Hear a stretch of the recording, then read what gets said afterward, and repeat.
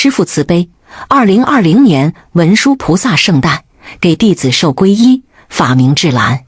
弟子修行期间有很多正德，今与各位同修分享几个。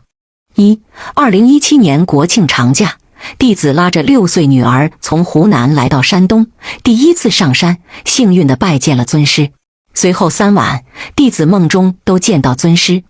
有一个梦境是去买菜，菜市到处挂着肉，找遍了角落，好不容易买了点蔬菜回家做饭，端着碗又是肉。当时弟子在梦中大哭。尊师显圣，慈悲地说：“你想吃肉就吃我的吧。”弟子醒来非常惭愧，从此吃素。刚开始不会做素食，吃荤食的突然吃素，会有各种不适，因为罪业深重，常会头晕目眩。后来到了青岛以后，跟随各位同修学会做素食。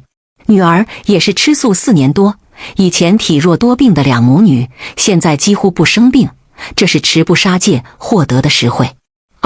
第一次上山没几天，女儿的咳嗽病发作了，随后吃药也不管用，我当时着急了，这个老毛病不上医院打3-5天消炎药是好不了的。晚上想着得回湖南，又舍不得这里的清静舒服。第2天师父上山，白天指导弟子们建庙，晚上给弟子们讲法。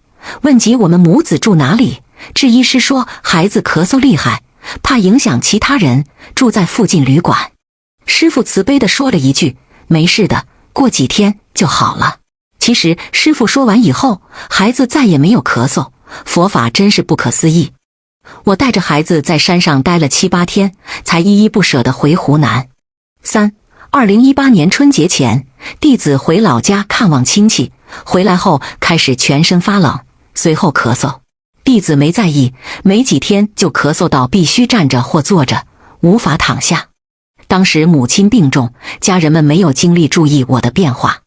大年30晚上，弟子已经咳到非常难受，喉咙、五脏六腑、骨头都被震得疼痛不已。大家熟睡了，我只能坐在沙发上等待天亮。半夜弟子难受之极，燃香求师父治病。由于弟子愚昧，不懂真心求师父，拜完之后也没任何改变。弟子坐回沙发，想着明天大年初一没法上医院，心里着急。突然一念生信，师父不会不管我的。奇迹立马出现了，我的右手心像被点了一下，然后一股暖流从头顶直往下流，喉咙、五脏六腑、骨头立马变得舒服起来。弟子高兴不已，激动不已，立马跪下顶礼师父。弟子愚昧，这一离开走动，治病终止了。第2天早晨，我又开始剧烈咳嗽，这次更加凶猛，一直咳得停不下来，连喘气的时间都没有了。骨头、五脏六腑、喉咙都痛得要裂开了。我意识到这是非常危险的症状，再咳下去就会缺氧死掉。赶紧打智医师的电话，哭着说：“姐，帮我求师父吧，我真的快死了。”他看到我真的不行了，赶紧求师父。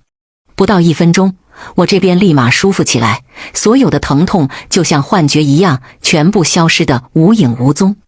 我激动地和家里每一个人分享，我哥一家都在场，老爸老妈、女儿也在场。除了哥，女儿相信，没人觉得是真的，他们没有切身体验，不知道我差点死在母亲前面。佛法不可思议，佛法真是不虚。顶礼无上尊师，感恩师父慈悲救拔。师父开示中讲过，你生1分信，师父给你治1分病；你生10分信，师父给你治10分病。有一次冬天去精舍干活，着急出门，随便穿了一双运动鞋，防滑鞋底掉了。下完雨的瓷砖地板很滑，2次踩着，我意识到快要摔下去时，突然像被按了回车键，脚又立马站稳了。佛法真是不可思议啊！还有很多殊胜正德，不一一赘说。